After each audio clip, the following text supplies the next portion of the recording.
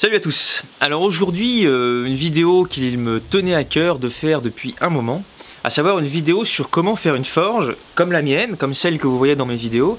Donc une forge qui permet de chauffer très très fort, de chauffer n'importe quel acier, de travailler n'importe quel acier sans aucun problème. Parce que lorsqu'on veut se mettre à la forge, lorsqu'on veut débuter la forge, on a deux solutions.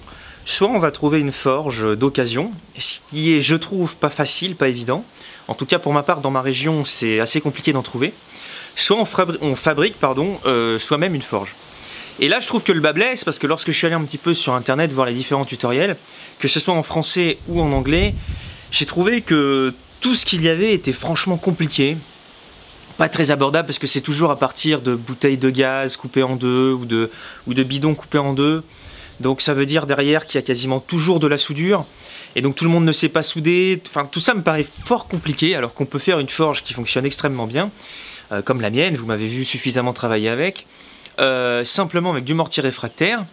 Donc il n'y a pas du tout besoin de matériel spécial. Alors les choses vont se dérouler de la manière suivante. Dans un premier temps, je vais vous montrer ma forge de près, donc vous montrer son anatomie, son fonctionnement. Ensuite, on ira sur l'enclume et puis avec un papier et un stylo, je vais parler du fonctionnement interne d'une forge. Donc c'est quelque chose d'assez simple, mais bon, il faut que ça soit bien clair pour tout le monde. Et ensuite, partant de là, on rentrera dans le vif du sujet, dans la construction même de la forge. Après viendra le sujet évidemment crucial du système de ventilation, de la soufflerie. Donc soit la ventilation est manuelle, c'est une manivelle qu'on tourne, soit la soufflerie est électrique. Dans mon cas, j'utilise évidemment une soufflerie électrique, c'est beaucoup plus pratique et ça permet de faire des choses beaucoup plus précises. Mais bon, de toute façon, je parlerai de ça le moment venu. Donc voilà, on va tout de suite se rapprocher de ma forge.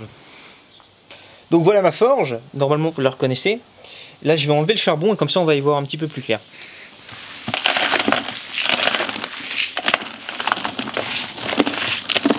Voilà, donc là on y voit un petit peu plus clair. Donc on peut voir l'anatomie de la forge. La forge, c'est tout simplement, comme vous le voyez, un plateau en mortier réfractaire. C'est tout en mortier réfractaire.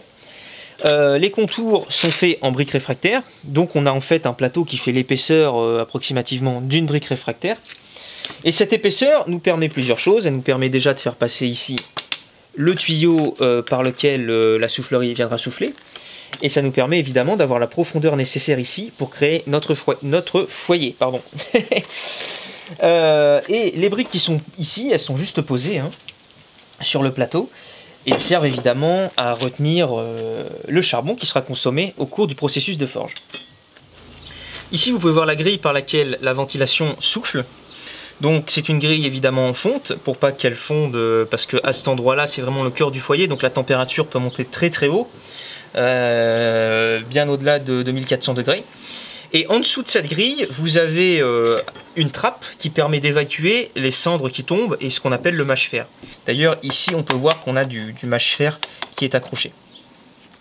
Et donc, l'ensemble de ce qu'on vient de voir repose ici sur une espèce de table en fait en bois. Donc moi j'ai fait ça avec des poutres, ce sont les poutres que j'utilise pour mes cibles, vous pouvez les reconnaître. Elles sont très épaisses, on n'est pas obligé d'utiliser quelque chose d'aussi épais. Mais voilà, il faut bien que la forge soit posée sur quelque chose. Donc moi j'ai bricolé quelque chose qui ressemble à une table. Mais vous pouvez mettre ça sur ce que vous voulez, sur des tréteaux métalliques qui sont solides, sur n'importe quoi. Alors un point très important à préciser, c'est que ma forge n'est pas concave, donc elle n'a pas de rebord qui monte. Et les briques que j'ai posées autour peuvent s'enlever, elles sont juste posées. Et ça c'est très important parce que si on veut forger des grandes pièces, par exemple des grandes lames, mais ça peut être autre chose, il faut surtout pas avoir de rebord, sinon la pièce est surélevée par rapport au foyer et on peut tout simplement pas la monter en température pour la forger. Exemple concret avec cette barre, si je la pose ici et que j'enlève pas la brique qui est là, on voit ici que je suis beaucoup trop haut par rapport à mon foyer. Et ça serait évidemment encore pire s'il y avait également un rebord de ce côté-là. Là, je suis vraiment... il est totalement impossible de chauffer la barre.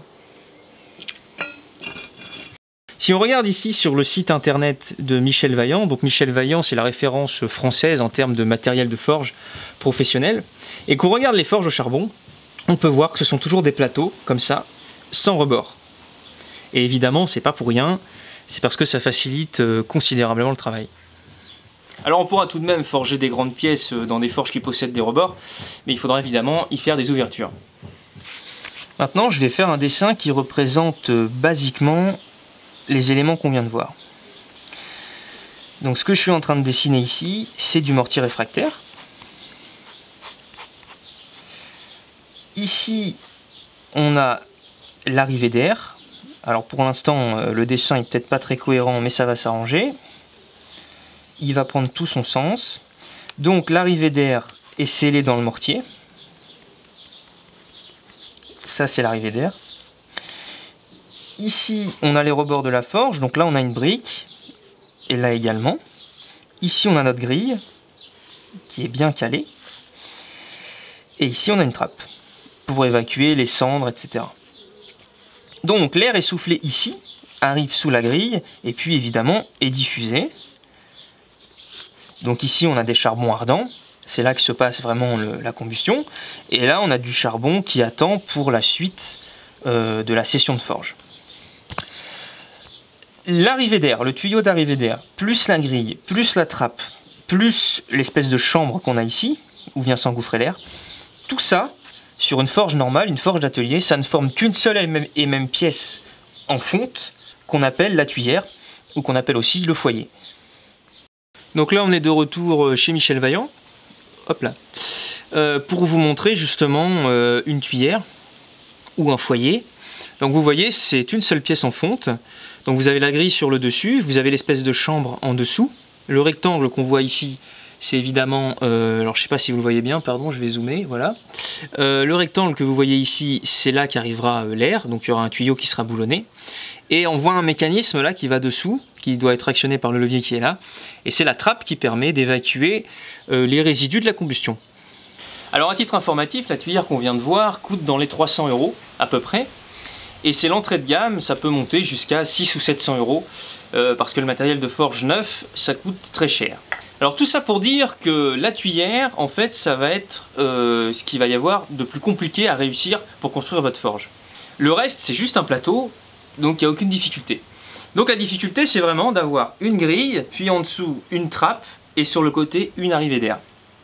Donc, je vais vous montrer comment moi j'ai fait pour obtenir ce résultat. Moi j'ai utilisé des briques réfractaires, mais évidemment on peut faire comme on veut.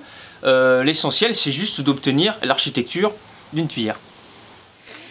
Donc j'ai utilisé le matériel suivant. Donc là on a des briques réfractaires.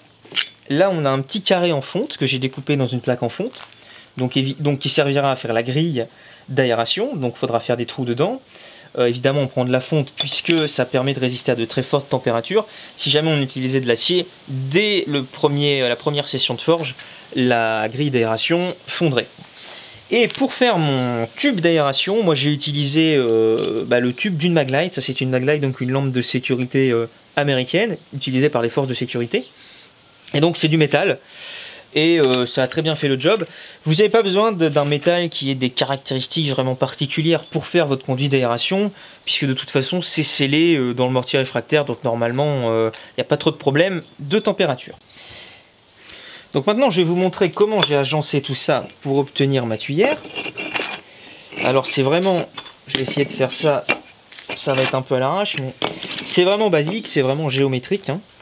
Donc j'ai disposé 3 briques. Hop, comme ça, avec le tuyau qui arrive ici. Donc tout ça est scellé dans le mortier. Et donc ici on a notre chambre en fait, où la soufflerie arrive. Et là j'ai ma grille qui est juste posée, hein. Je la pose à cet endroit-là.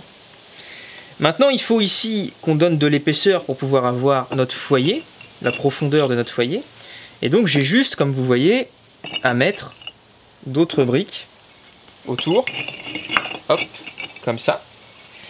Idéalement, là, il y en a une autre qui va ici. Voilà. Et là, si vous voulez, vous avez votre foyer. C'est aussi simple que ça. Et donc, vous scellez tout ça avec du mortier et vous avez des proportions intéressantes en termes de profondeur ici. Et bien sûr, avec le mortier, en plus, la profondeur est légèrement plus importante. Et donc, moi, c'est pas la première forge que je fais, j'en ai fait d'autres. Écoutez, ça fonctionne très très bien.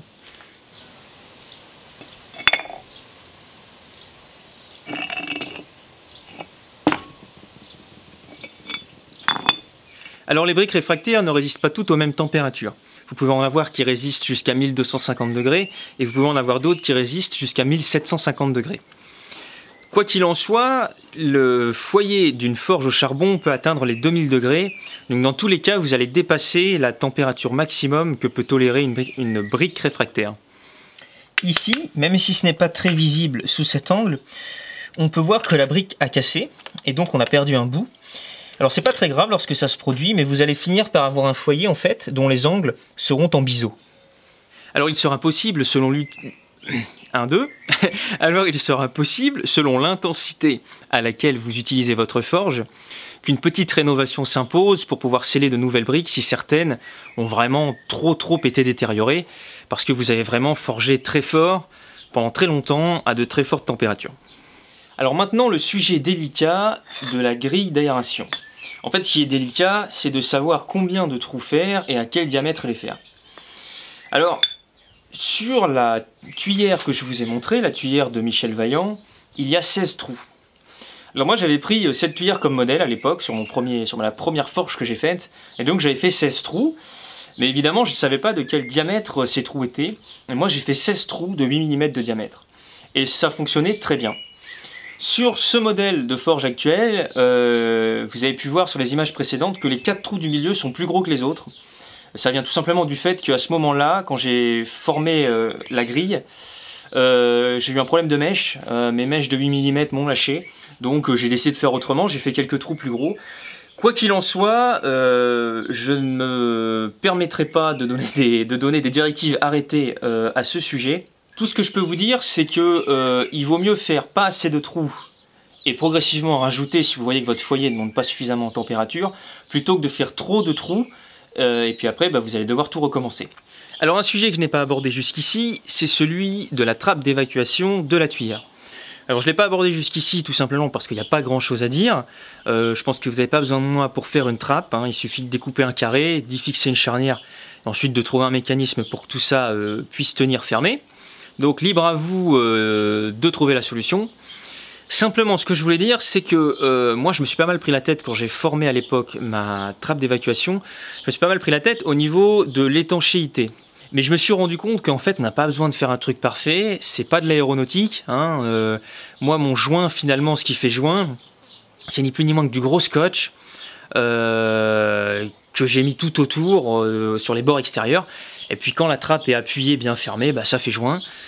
Des fois le joint n'est pas hyper efficace, il y a de l'air qui s'échappe, mais enfin la tuyère fait le job, ça monte très haut en température, il n'y a pas de souci. Donc voilà, je voulais quand même préciser ce point. Une forge finalement, même si tout n'est pas nickel, s'il y a de l'air qui s'échappe à droite à gauche, je vous garantis que ça chauffe. Maintenant pour que votre forge fonctionne correctement, malgré quelques approximations, il va falloir une soufflerie efficace. Alors là il y a deux possibilités, soit vous avez un soufflet manuel, donc vous tournez une manivelle, soit vous avez quelque chose d'électrique, et généralement quand on débute à la forge, on utilise un sèche-cheveux. C'est assez bruyant, mais ça fait vraiment bien le job. Le problème avec le soufflet manuel, c'est que évidemment, dès que vous allez arrêter de tourner, le foyer va mourir. Parce que le charbon de forge, c'est pas du tout comme du charbon de bois. Si jamais il n'y a plus de débit d'air, le foyer meurt immédiatement. Et ça pose un très gros problème, parce qu'en fait, le charbon de forge, c'est quelque chose de très gras, et ça vous sort une fumée extrêmement épaisse, extrêmement toxique, qui pique les yeux, qui pique les voies respiratoires. Et donc dès que vous allez arrêter de tourner, immédiatement le foyer va mourir et il va dégager énormément de fumée. Et donc là j'ai évidemment une pensée pour Sylvie Pereira, vous la suivez peut-être, certains d'entre vous la suivent sur YouTube, et elle s'est mise à la forge il y a quelques mois de ça, et elle a une forge comme ça manuelle. Et en fait immédiatement elle a fait remarquer dans ses vidéos qu'elle a été obligée de mettre un masque à cartouche, de mettre des lunettes, parce que elle était d'ailleurs très surprise, hein, mais parce que pour elle la forge était extrêmement nocive pour les yeux, etc.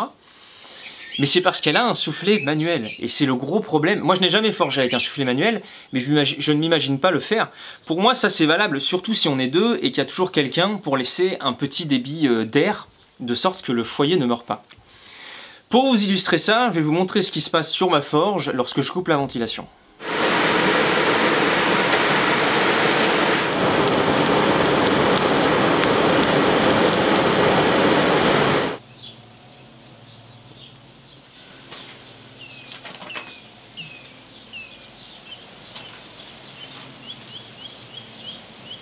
Voilà, donc ça dépend beaucoup, comme vous avez vu, du sens du vent, hein. Il y a une fumée épaisse qui s'échappe. Après, selon le vent, eh bien, vous la prenez pas. Dans tous les cas, être plusieurs heures de suite dans cet environnement, c'est vraiment très pénible, très dur à tenir, et puis c'est juste pas bon pour la santé.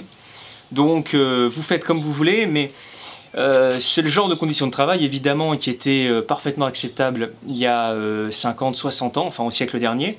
De nos jours, si on peut s'en passer, on s'en passe. Alors une chose indispensable pour travailler correctement à la forge est de pouvoir contrôler le volume d'arrivée d'air dans le foyer pour pouvoir tout simplement contrôler l'intensité du foyer. Alors évidemment, si vous avez une soufflerie manuelle, c'est vous-même qui déterminez l'arrivée d'air, le volume d'arrivée d'air. Mais si vous avez une soufflerie électrique, il va falloir mettre ce qu'on appelle un clapet. Et c'est vraiment indispensable car l'intensité du foyer doit être vraiment maîtrisée pour pouvoir, notamment si on fait de la coutellerie, réaliser les différentes phases du traitement thermique, comme la normalisation ou la trempe, où on va devoir chauffer un acier à une température donnée et le maintenir à cette température sur une certaine période de temps. Donc tout ça nécessite de bien maîtriser son foyer, donc il est indispensable d'avoir un clapet. Qui plus est, si on n'a pas de clapet et qu'on branche directement la soufflerie sur la forge, on a toutes les chances de monter beaucoup trop haut en température. Et si on chauffe un acier trop fort, trop vite, de toute façon, on va complètement détériorer la nature de l'acier. Donc voici un clapet, c'est tout simplement une boîte avec une ouverture de chaque côté. Et puis, eh bien, simplement, lorsqu'on lève le levier, eh bien, il y a un clapet qui libère l'arrivée d'air. Alors voici l'intérieur. Donc on a ici une lame d'aluminium qui fait 4 cm de large. Donc ce sont des lames d'aluminium qu'on trouve dans n'importe quel magasin de bricolage normalement, hein, comme ça. Ça coûte pas très cher. Le tout est boulonné avec des tiges filetées de 3 mm d'épaisseur. C'est boulonné sur une barre carrée qui a été travaillée à la meuleuse pour être arrondie, puisque les trous ici sont arrondis. Pourquoi barre carrée? Déjà parce que c'est beaucoup plus facile ensuite pour pouvoir placer pour pouvoir placer sa lame d'aluminium et qu'elle soit très bien centrée, parce qu'on peut vraiment sur une barre carrée faire les trous de manière symétrique, alors que sur une barre ronde c'est quand même très périlleux. Et j'ai donc arrondi ici à la meuleuse les angles de la barre carrée pour que ce soit rond. Ça permet aussi de rentrer la barre en force, ce qui fait que lorsque j'active mon levier, il y a une résistance, parce que s'il n'y a pas de résistance, déjà c'est dur de régler, et puis surtout le levier tomberait sous son propre poids. Alors pour étanchéiser la boîte à clapet, j'utilise ce scotch. C'est le même que celui que j'utilise pour faire les joints au niveau de la trappe de la tuyère. C'est un scotch assez particulier, parce que c'est un scotch tout en aluminium qui est utilisé pour faire les raccords de conduits de chauffage. Donc c'est un scotch qui résiste très bien aux hautes températures, donc qui va très bien à la fois pour la tuyère et à la fois pour la boîte à clapet, puisque l'air qui sort du sèche-cheveux est généralement un air chaud. Le clapet est ensuite rentré en force, comme ceci, et il en sera de même pour la soufflerie de l'autre côté. En ce qui concerne la soufflerie, vous l'aurez compris, je conseille évidemment d'utiliser un sèche-cheveux. C'est vraiment quelque chose qui a fait ses preuves. Alors ne prenez pas un sèche-cheveux qui soit trop au bout du rouleau, parce que là vous risquez peut-être de manquer un petit peu de pêche. Mais si vous utilisez un sèche-cheveux qui est en bon état de marche, l'inconvénient sera que ça sera un petit peu bruyant, mais sinon ça fera très bien le boulot. Voilà pour ce que je pouvais vous dire au sujet de l'élaboration d'une forge comme la mienne. Maintenant j'ai envie d'aborder quelques points qui sont récurrents lorsqu'on débute la forge. Alors la première chose, c'est le charbon. C'est un sujet important. Alors rien ne vaut lorsqu'on forge le charbon de forge. C'est vraiment très adapté, c'est très performant, très efficace. Mais on peut forger au charbon de bois, effectivement. C'est souvent une question qui revient chez les débutants. Simplement, le charbon de bois, il va être à poids égal, il va être plus cher et il va partir beaucoup plus vite. Il va être beaucoup moins efficace. Donc sur le long terme, c'est pas vraiment tenable. Maintenant, lorsque vous venez de construire votre forge, vous pouvez parfaitement faire un essai du charbon de bois. L'avantage, c'est qu'on en trouve partout, donc il n'y a pas de souci. Le charbon de forge, on peut en trouver facilement sur Internet. Mais c'est vrai qu'il va y avoir de gros frais de livraison, parce que le charbon de forge, c'est quand même par sac de 25 kg. L'idéal est d'en trouver en physique, en boutique physique, mais ça devient vraiment très dur d'en avoir. Moi, je vais sur l'île d'Oléron, puisque ceux qui me suivent savent que je suis à Saint-Palais-sur-Mer, donc à côté de Royan. Donc on a une demi-heure de l'île. Sur l'île d'Oléron, j'en trouve, mais sinon, je n'en trouvais plus nulle part. Il y a encore 5 ans, on pouvait en trouver, entre guillemets, assez facilement. Maintenant ça devient vraiment compliqué, en plus les prix ont quand même vraiment une tendance à augmenter à cause du réchauffement climatique, puisque c'est une énergie quand même très polluante, le charbon de forge. Sauf qu'il y a toujours eu des forgerons depuis l'Antiquité, d'ailleurs il y en avait très certainement beaucoup plus il y a encore quelques siècles. Il y avait une forge par village, alors je veux bien croire que la population était moins grande, mais enfin quand je vois dans ma région le nombre de villages, où dans chaque village il y avait une forge, j'aime autant vous dire que le charbon de forge ça y allait, et il n'y avait pas de réchauffement climatique. Donc tout ça c'est à cause des super tankers et des avions, mais on nous empêche nous de plus en plus de travailler dans la tradition, sous prétexte que les autres polluent. Mais les autres, on les empêche ni de voler, ni de faire flotter leur bateau. Bon, je ne vais pas rentrer là-dedans, mais c'est des sujets vraiment qui m'agacent. Donc voilà, le charbon de forge, ça coûte de plus en plus cher, c'est de plus en plus dur à trouver, et en physique, sur internet on en trouve sans problème, mais il y a la livraison qui coûte cher. Un coup de 25 kg, vous imaginez, en plus du coup, il vaut mieux commander en gros, mais ça fait tout de suite une grosse facture, parce que vous avez quand même tout de suite, si vous prenez 10 sacs, c'est 250 kg. Hein. Donc voilà. Ne vous lancez pas, parce que j'ai déjà vu des questions comme ça, dans le fait d'utiliser des boulettes de je sais pas quoi, ou des briques de je sais pas quoi pour poêle ou poêle à bois, ou est-ce que je sais. Tout ça c'est galère, oubliez, c'est soit charbon de forge, soit éventuellement charbon de bois, et puis ne vous écartez pas de ça. Maintenant le sujet des forges à gaz. J'avais envie de parler des forges à gaz parce que lorsqu'on débute, on se demande un petit peu quelles sont les différences, qu'est-ce qui chauffe le plus, et comme il y a beaucoup de forges à gaz sur internet, sur YouTube, quand on regarde de la forge, certains, j'en ai vu, peuvent penser que le gaz chauffe plus et plus fort que le charbon. En réalité c'est l'inverse, hein. Une forge à charbon ça chauffe beaucoup plus fort qu'une forge au propane. Simplement, les forges à gaz ont certains avantages. Déjà il est très facile de trouver du gaz, au premier supermarché vous pouvez acheter une bouteille de propane. Ensuite, c'est très rapide d'utilisation, hein, ça fonctionne comme une gazinière, vous allumez et puis 2-3 minutes après vous pouvez vous en servir. Et puis c'est pas salissant, hein, c'est très propre, il n'y a aucun souci. Par contre, ça chauffe moins fort, ça chauffe moins haut, et puis surtout, pour moi, un énorme désavantage qui m'agace beaucoup, c'est qu'on ne peut pas faire de chauffe local. Donc moi j'ai une forge au gaz, hein, j'ai une Proforge de chez Michel Vaillant, donc c'est les plus performantes, avec 2 brûleurs, ça vaut dans les 1200 ou 1400 €. Ça marche fort, mais comparé à une forge au charbon, au début j'étais un petit peu dubitatif. J'aurais toute une histoire à raconter, j'ai d'ailleurs appelé, je leur ai dit mais il y a un problème en fait, ça chauffe pas quoi. Alors mon mentor, qui s'appelle Alain, il m'avait dit, donc lui il a toujours forgé au charbon, il a l'âge d'être mon père. Hein. Il a l'âge d'être en retraite d'ailleurs. Il m'avait dit, oui mais tu verras, si tu passes au gaz, enfin lui il veut pas entendre parler du gaz, il m'a dit si un jour il n'y a plus de charbon, qu'on n'en trouve plus ou que c'est trop cher, moi j'arrête. Et il m'avait dit tu verras le gaz c'est pas pareil. Hein. Eh bien j'ai vu, et il savait de quoi il parlait puisqu'il a passé à l'époque son CAP sur des forges au gaz. Donc voilà, dans les ateliers c'est quand même bien pratique, c'est pas salissant etc. Mais quand on a connu le charbon c'est un petit peu spécial. Moi je trouve vraiment dommage que les gens commencent sur des forges au gaz. Parce que pour moi on n'a pas du tout, enfin il manque quelque chose. Que des gens forgent au gaz toute leur carrière, pas de problème, il y a de très grands couteliers qui forgent que au gaz, c'est pas la question. Mais il faut pour moi goûter à l'essence même de la forge, c'est-à-dire le charbon, parce que on a une intimité avec une forge au charbon que l'on n'a pas avec une forge au gaz. Dompter le charbon, c'est dompter un feu. Donc il y a une espèce d'intimité qui se lie, voilà, on est en train de dompter un feu. Une forge au gaz, il n'y a pas du tout ça, hein. C'est une gazinière. Vous allumez, vous mettez votre truc comme vous mettez votre casserole, et puis vous regardez l'heure, à un moment c'est chaud, vous retirez. Donc voilà. Il y aurait sûrement d'autres choses à dire, mais ça ne me vient pas. Donc je vais m'arrêter là, je pense que la vidéo est déjà bien assez longue. Quoi qu'il en soit, j'espère que tout ça vous aura aidé, vous aura peut-être permis d'avancer si vous ambitionnez de vous mettre à la forge. En tout cas, je vous dis bon courage, et puis je vous dis à la prochaine.